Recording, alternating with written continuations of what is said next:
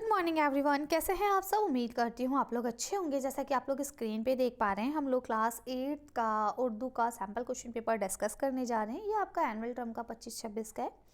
तो देखिए, हमने मिड टर्म का भी सैम्पल क्वेश्चन पेपर डिस्कस कर लिया है। तो अगर आप हेल्प के पर्पज़ से देखना चाहें कि आपको एक आइडिया हो जाएगा, तो आप वो भी देख सकते हैं। ठीक है, तो इसे हम पढ़ने जा रहे हैं। अगर कोई कन्फ्यूजन हो, कोई डाउट हो, तो आप लोग मुझे कमेंट कर लीजिएगा। साथ ही आप लोग से रिक्वेस्ट है कि हमने एक दूसरा चैनल बनाया है लर्निंग स्टार के नाम से, आप उसे सब्सक्राइब कर सकते हैं। जितना भी ग्रामर वर्क है, डिटेल वीडियोज़ हैं, वो आपको वहाँ पे भी मिल जाएंगी, तो आप उसको भी देख सकते हैं। लिंक आपको डिस्क्रिप्शन और कमेंट बॉक्स में मिल जाएगा। तो चलिए पढ़ना शुरू करते हैं।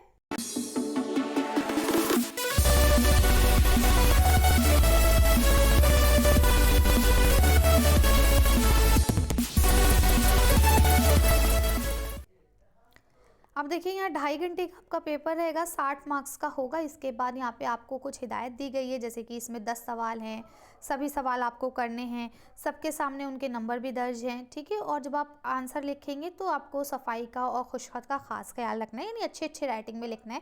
जो आप लोग काट पीट के गुच्ची पुच्ची मचा देते हैं, वो सब आपको नहीं करनी है। राइट, अब देखिए, पहला सवाल अगर आप पढ़ेंगे तो ये आपका गैर दरसी इक़्तिबास है, यानी ये आपकी किताब से नहीं लिया गया है। ठीक है, इसे आपको पढ़ना है। इसमें 5 सवाल होंगे, सबका एक एक नंबर आपको मिलेगा, तो आपको पढ़ना है और जवाब देना है। इल्म इंसान के लिए रोशनी का काम करता है। ये जहालत के अंधेरों को दूर करता है और इंसान को सही रास्ता दिखाता है। एक तालीम याफ्ता शख्स न सिर्फ अपनी ज़िंदगी संवारता है, बल्कि दूसरों के लिए भी फ़ायदेमंद बनता है। इल्म इंसान को अच्छे बुरे की पहचान देता है और उसे सच बोलने, नेकी करने और बुराई से बचने की हिदायत देता है। ठीक है, तो यानी इल्म जो है वो इंसान के लिए बहुत ज़रूरी है। जो कौमें इल्म हासिल करती हैं वो तरक्की करती हैं, और जो इल्म से दूर रहती हैं वो पीछे रह जाती हैं। इसलिए हमें हमेशा इल्म हासिल करने की कोशिश करनी चाहिए, क्योंकि इल्म ही कामयाबी और इज़्ज़त की कुंजी है। यानी इंसान को अगर कामयाबी चाहिए और वो चाहता है कि उसे ज़िंदगी में इज़्ज़त मिले, तो उसके लिए उसे इल्म हासिल करना लाजमी है।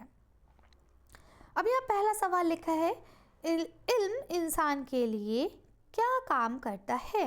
तो क्या काम करता है? रोशनी का काम करता है। ठीक है, तालीम याफ्ता शख्स दूसरों के लिए क्या होता है? तो फ़ायदेमंद होता है। ठीक, आगे आ जाइए। इल्म इंसान को क्या सिखाता है? तो क्या सिखाता है?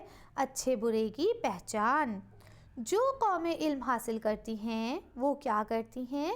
तो वो तरक्की करती हैं। आगे देखिए, लिखते हैं, कामयाबी और इज्जत की कुंजी किसको कहा गया है? तो इल्म को कहा गया है। ओके इसके बाद देखिए, यहाँ सवाल नंबर 2 आपको दिया गया है। इसमें भी आपको 5 सवाल है, सबके जवाब देने हैं। ये भी आपका गैर दरसी इक़्तिबास है, यानी ये आपकी किताब से नहीं लिया गया है। तो आप इसे पढ़ेंगे और जवाब देंगे। देखिए, लिखते हैं, नई किरण जब उभरती है तो दिल में रोशनी छा जाती है। परिंदे गीत सुनाते हैं, फ़िज़ा में खुशबू आ जाती है। मेहनत करने वाला इंसान नई उम्मीद जगाता है। खुदा पर जो यकीन करे वही मंजिल पाता है। ठीक है, तो यहाँ पे मतलब किसकी है, क्या कह रहे हैं कि अल्लाह पाक पर यकीन करना है। और जो ऐसा नहीं है कि अगर ज़िंदगी में अंधेरा है तो हमेशा अंधेरा रहेगा, रोशनी भी आएगी, है ना। जैसे रात के बाद सुबह आती है, इसी तरह से मुश्किल वक्त के बाद अच्छी घड़ियाँ भी आती हैं। नज़्म के मुताबिक जब नई किरण उभरती है तो क्या होता है? तो दिल पर रोशनी छा जाती है ना। आपको यहाँ से ही मिल जाएगा। देखिए, लिखा है ना, नई किरण जब उभरती है तो क्या होता है? दिलों पर रोशनी छा जाती है। तो यही आपका आंसर हो जाएगा।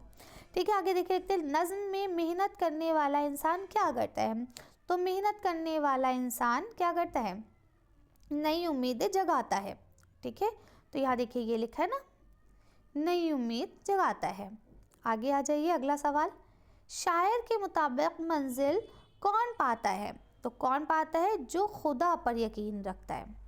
ठीक है, इस नज़्म का बुनियादी पैगाम क्या है? सुबह सवेरे उठना चाहिए, मेहनत और ईमानदारी मेहनत और ईमान का कामयाबी दिलाती है। अंधेरे से डरना चाहिए, परिंदों की तरह गाना चाहिए। ठीक है, तो इसमें यहाँ पे आप कह सकते हैं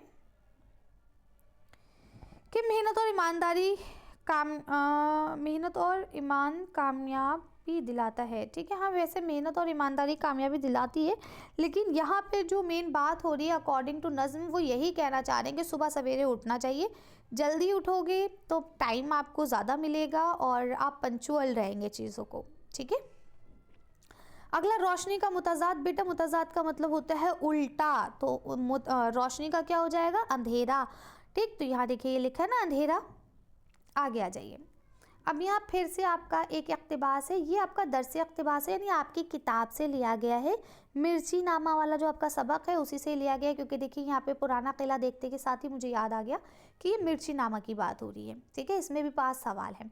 देखिए लिखते ना, वो पुराना किला ही ना रहा जहाँ की लाल मिर्चें दिल्ली में मशहूर थीं, और फेरी वाले पुराने किले की मिर्चें आवाज़ लगा लगा कर क्या करते थे? बेचा करते थे। कहने को किला अब भी मौजूद है, लेकिन इसके आसपास की ज़मीन जहाँ मिर्चों की पैदावार थी नई दिल्ली के नक्शे में आ गई, और खेती क्यारी का नक्शा किले के करीब बिल्कुल मिट गया। ठीक है, यानी अब वहाँ पे नई दिल्ली आबाद हो गई है, लोग रहते हैं, खेती बाड़ी के लिए वहाँ पे ज़मीन नहीं बची। खुदा की मार, मुंह में आग लग गई, आँख पानी में डूब गई, ये सालन है या मिर्चों का अचार? दिल्ली वाले खबर नहीं आती मिर्ची क्यों खाते हैं? ठीक है, दक्कन, मद्रास और दिल्ली के सिवा सारी दुनिया में मिर्चों की इतनी ज़ाती नहीं है, यानी सबसे ज़्यादा दिल्ली वाले ही मिर्चें खाते हैं, बाकी दुनिया में इतनी मिर्चें नहीं खाई जाती हैं। ठीक है, कहीं काली मिर्चों का रवाज है और कहीं सिरे से मिर्चें खाई ही नहीं जाती हैं। ठीक है, मगर दिल्ली इलाही तेरी पनाह, यानी दिल्ली में तो अल्लाह की पनाह मांगे इंसान, क्योंकि यहाँ पे जो सालन बनता है ना उसमें मेरे ख्याल में सालन कम होता है, मिर्चें ज़्यादा होती हैं, है ना। ये सालन में लाल मिर्च ना होती तो दिल्ली वाले इसकी सूरत भी ना देखते, है ना। यानी अगर खाने में लाल मिर्च ज़रा सी भी कम हो जाए ना तो लोग उस पर नाम धरते कि आप फीका सिट्ठा खाना बना रखा है, खाना बनाना ही नहीं आता, समझ रहे हैं। तो दिल्ली वाले मिर्चें बहुत खाते हैं। अब देखिए यहाँ लिखा हुआ है कि ये इक़्तिबास कहाँ से लिया गया, अभी मैंने स्टार्टिंग में आपको बता दिया, मिर्ची नामा से लिया गया है। जहाँ मिर्चों की पैदावार थी वो ज़मीन किसके नक्शे में आ गई है? तो नई दिल्ली के नक्शे में आ गई है। सब आपको इक़्तिबास से ही मिल जाएगा, बस एक चीज़ आपको खुद से पढ़नी पड़ती है कि इस चैप्टर का नाम क्या है ना। पुराना किला कहाँ पर वाक़ था? तो आपको पता है दिल्ली में था। आगे लिखते हैं, दिल्ली के अलावा मिर्चें कहाँ कहाँ खाई जाती हैं? तो अभी आपने पढ़ा था मद्रास में है और आपका दक्कन में है ना। यहाँ देखिए 2 जगहों के नाम आए ना, मद्रास और दक्कन, ये रहा दक्कन और मद्रास। तो वहाँ दक्कन तो है नहीं, तो आप मद्रास पे टिक कर देंगे। आगे आ जाइए, देखिए यहाँ लिखा हुआ है दिल्ली में कहाँ की मिर्चें मशहूर थी? तो पुराने किले की। ठीक है, अब फिर से ये आपका इक़्तिबास है जो आपकी किताब से लिया गया है, इसे आपको पढ़ना है और जवाब देने हैं। अब देखिए इस तरह से आपके टोटल 20 नंबर पूरे हो गए। 4 सवाल हैं, चारों 5-5 नंबर के हैं, तो इस तरह से आपके 20 नंबर हो गए, जो आपको बिल्कुल सूखे सूखे बिल्कुल मिल जाएंगे अगर आप ज़रा सा भी उर्दू पढ़ना जानते हैं और समझते हैं उर्दू को। ठीक है, देखिए लिखते हैं, जहाँ बरसात के मौसम में सब्ज़े लहलहाते हों, हवा की छुड़ी से जहाँ एक पत्ता थरथराता हो, जहाँ चश्मों का पानी नरम लय में गुनगुनाता हो, वहाँ मैं हूँ, मेरी हमजोलियाँ हों और झूला हो। ठीक है, दर्जे वाला इक़्तिबास जो है वो किससे लिया गया है? एक लड़की के गीत से लिया गया है। ठीक है, हमजोली के मायने क्या होते हैं? हमजोली के मायने होते हैं सहेलियाँ। ठीक है, किस मौसम में सब्ज़ा लहराता हो? बरसात के मौसम में लहलहाता हो। इस मिसरे को मुकम्मल कीजिए, जहाँ चश्मों का पानी नरम लय में क्या होता हो? गुनगुनाता हो। ठीक है, नरम लय में गुनगुनाता है ना, हाँ ये देखिए गुनगुनाता ही है। ठीक है, आगे आ जाइए, हवा की जमा क्या होगी? तो हवा की जमा होंगी हवाएं। ठीक है, देखिए हमेशा याद रखिए जब ये वाली हे बनी हुई है तो यहाँ पे ये वाली हे का काम हो ही नहीं सकता। ठीक है, ये चीज़ याद रखिएगा, इससे ही आपके ये दोनों ऑप्शन ख़त्म हो गए। आगे आ जाइए, अब यहाँ पे किसी एक पर आपको मजमून लिखना है। अब ये सारे मज़ामीन मैंने करवा दिए हैं। मैंने ना आपकी एक पूरी प्लेलिस्ट बनाई है। जैसे सबसे पहले उसमें मैंने आपको सिलेबस दिया है, उसके बाद फिर आपका सैम्पल क्वेश्चन पेपर है एनुअल टर्म का, फिर मिड टर्म का, और फिर उसके बाद जितने भी आपके चैप्टर सारे 1 से लेके जितने जहाँ तक आपके चैप्टर आ रहे हैं वो सब हैं। उसके बाद उसमें ग्रामर वर्क है, उसके बाद उसमें ग्रामर वर्क है ना। एक मिनट, मेरे ना थॉट में मतलब ये खांसी हो रही है मुझे, तो इसलिए ऐसा हो जाता है, एकदम से आवाज़ चेंज हो जाती है। खैर, तो मैं आपको बता रही थी, इसमें ना हमने सारी चीज़ें आपको दी हैं और इसका लिंक मैंने आपको डिस्क्रिप्शन में दिया है, क्योंकि देखिए कमेंट में इतना बड़ा मैसेज नहीं आ सकता है, तो इसलिए मैंने डिस्क्रिप्शन में दिया है। अब आपको पता है डिस्क्रिप्शन कहाँ होता है, ठीक है, चैप्टर जो आपकी वीडियो का जहाँ नाम लिखा हुआ होता है वहीं पे आप क्लिक करते हैं तो आपका डिस्क्रिप्शन खुल जाता है, ठीक है। तो वहाँ से आपको मिल जाएगा, आप पूरा लिंक क्लिक कर सकते हैं, उसमें सारी चीज़ें आपको मिल जाएंगी। इसमें पसंदीदा खेल, देखिए पसंदीदा खेल एक बहुत बड़ा टॉपिक हो जाता है, इसमें आप जो चाहें लिख सकते हैं। अगर आपका पसंदीदा खेल खो खो है तो आप खो खो लिख सकते हैं, आपका कबड्डी है तो आप कबड्डी लिख सकते हैं, बैडमिंटन, टेनिस, क्रिकेट, जो आपका फेवरेट खेल है आप उस पर लिख सकते हैं, ठीक है। यौम जमहूरिया 26 जनवरी हो गया, ये भी मैंने आपको कराया, और स्कूल का सालाना जलसा यानी एनुअल फंक्शन जो आपके स्कूल का होता है वो, ठीक है। तो ये सारी चीज़ें मैंने आपको करा दी हैं, लिंक आपको डिस्क्रिप्शन में मिल जाएगा, तो आप उसे पूरा डिटेल में पढ़ेंगे। कोई कन्फ्यूजन हो, कोई डाउट हो तो आप मुझे कमेंट करके पूछ सकते हैं, ठीक है। अब यहाँ पे स्कूल में प्रिंसिपल साहब या साहिबा के नाम आपको क्या करना है, सामान मंगाने के लिए दरख्वास्त लिखनी है, खेल का सामान हमें मंगवा दीजिए, ठीक है। तो ये सब, या सेक्शन तब्दील कराने के लिए, या फिर आपका फ़ीस माफ़ कराने के लिए, या फिर आपकी छुट्टी के लिए, या फिर शादी में शिरकत करने के लिए, तो यही सब हैं जो एप्लीकेशंस रिपीट होती है बार बार, तो ये सब भी मैंने आपको करा दी है, आप चाहें तो वहाँ से देख सकते हैं। अब यहाँ पे सवाल नंबर 7 है, इसमें लिखा है दिए गए हिदायत के मुताबिक आपको क्या करना है, जवाब देने हैं। अब यहाँ देखिए सिर्फ 4 सवाल क्या करना है, वाहिद के जमा बनाने हैं, ठीक है। परिंदा तो क्या हो जाएगा, परिंदे, ये वाली है हट के, ये जो गोल वाली है हट के बड़ी ये लग जाएगा, परिंदे, ठीक है। हैवान तो हैवानात, नून अली ज़बर ना और ते, हैवानात, ठीक है। अंडा, अंडे में ये पीछे का अलिफ हट के बड़ी ये लग जाएगा, अंडे। मछली तो मछलियाँ, लाम के साथ, जैसे मीम चे दो चश्मी है, लाम ये अलिफ और नून गुन्ना, मछलियाँ, ठीक है। चिड़िया, चिड़िया के साथ क्या हो जाएगा, चिड़ियों, ये के बाद अलिफ हट के वाव और नून गुन्ना लग जाएगा, चिड़ियों, ठीक है। तो ये सदरी, सदरी का क्या हो जाएगा, सदरियाँ, ठीक है। फिर इसमें भी ये अलिफ और नून गुन्ना लग जाएगा। अब देखिए यहाँ मैंने सारे करा दिए, आपको 4 ही करने हैं। अब देखिए लिखते हैं लफ्ज़ एहसान मंद में मंद क्या है, तो मंद क्या है, मंद लायका है, पीछे लग रहा है ना तो इसलिए लायका है, अगर आगे लगता तो साबका होता, ठीक है। इसमें ऐसे ही टिक करना है। यहाँ देखिए लिखा है सिर्फ 2 को आपको जुमलों में इस्तेमाल करना है। ये सारी चीज़ें जितनी भी है ना, ये सब आपके चैप्टर में से ही ली गई, चैप्टर के पीछे जो आपका बुक वर्क होता है ना वहाँ से लिए जाते हैं। तो आप लोग बुक वर्क को अच्छे से करेंगे तो आपको ये चीज़ें क्लियर हो जाएंगी, राइट। कदम उखड़ना, भारी पड़ना, आंखें भर आना, ठीक है, ओने पौने ख़रीदना, तो ये सारी चीज़ें आप खुद से करेंगे, ये वहाँ आपको मिल जाएगी, ठीक है। दिए गए जुमलों में फ़ेल की निशानदेही कीजिए। फ़ेल कहते हैं किसी काम के करने या होने को, ठीक है। देखो यहाँ पे आमिर है, आमिर जो है ये आपका इस्म है, फुटबॉल भी क्या है, इस्म है, किसी का नाम है, ठीक है। ये जो है ना खेल रहा है, ये क्या है, ये आपकी फ़ेल है, ठीक। अब देखिए लिखते हैं वो लफ्ज़, तो आपको यहाँ पे ना सिर्फ खेल रहा है पे अंडरलाइन करना है। वो लफ्ज़ जिससे किसी इस्म की अच्छाई या बुराई का जाहिर हो तो उसे क्या कहते हैं, देखिए अब यहाँ पे कंफ्यूज मत होइएगा, अगर अच्छाई या बुराई जाहिर हो रही है तो वो सिफत है, लेकिन अगर इस्म की जगह इस्तेमाल हो रहे हैं तब वो ज़मीर है, ठीक है। तो यहाँ आपका जवाब सिफत हो जाएगा। यहाँ देखिए लिखा है सिर्फ 3 सवालों के जवाब दीजिए, 3-3 नंबर के 3 सवाल हैं, 9 नंबर आपको मिल जाएंगे।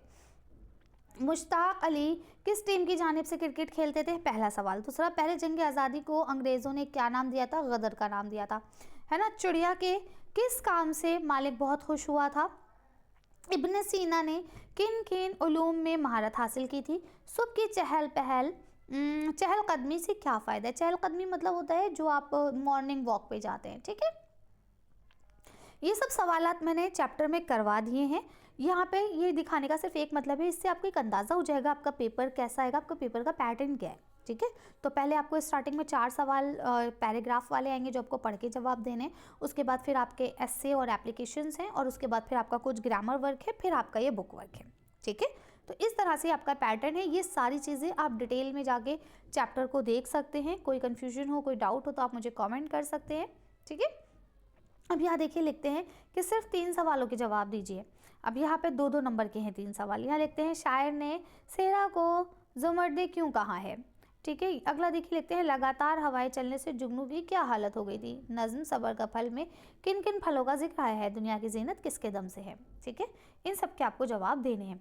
आखिरी सवाल है यहाँ पे, इसमें आपको फिलअप है ये, यहाँ पे आपको दिए गए हैं, इन्हीं में से चुन के यहाँ पे आपको जवाब देने हैं। जैसे पहला सवाल यहाँ लिखा है गेंद के लगाने का तरीका हैरत अंगेज है, तो क्या है, गोता। जैसे ये पानी है, पानी में गेंद ऐसे उड़ के आएगी, गोता लगाएगी, मछली पकड़ेगी और बाहर निकल जाएगी, ठीक है। इसे गोता लगाना कहते हैं। तो ये पहले में आ जाएगा गोता। गेंद पानी की सतह से 50 फीट ऊपर तक भरती है, तो क्या भरती है, उड़ान, ठीक है। यानी ज़मीन से 50 फीट ऊपर तक उड़ान भर सकती है। आगे देखिए लिखते हैं मछेरे समंदर की में जाल डालकर मछलियों का इंतजार में होते हैं, तो क्या हो जाएगा, गहराई। अपने घोंसले के लिए का इस्तेमाल करती है, तो किसका, समुद्री घास का, ठीक है। आगे देखिए लिखते हैं पहले 7 दिन तक माँ बाप उसकी पूरी करते हैं, तो क्या करते हैं, हिफाजत, ठीक। तो इस तरह से ये आप इसमें से देख के भर सकते हैं। यानी आपको पता ये चला कि 5 नंबर के फिलअप भी आपके आएंगे। अब यहाँ पे गेंट वाले चैप्टर के दे दिए गए हैं, तो हो सकता है अब आपके किसी दूसरे चैप्टर के आ जाए। मुश्ताक अहमद यूसुफी वाला जो चैप्टर है उसमें भी हैं फिलअप, वहाँ से भी आ सकते हैं, ठीक है। तो इस तरह से आप लोग इसे कर सकते हैं। कोई कन्फ्यूजन हो, कोई डाउट हो तो आप लोग मुझे पूछ लीजिएगा। मिलते हैं नेक्स्ट वीडियो में। Thank you for watching.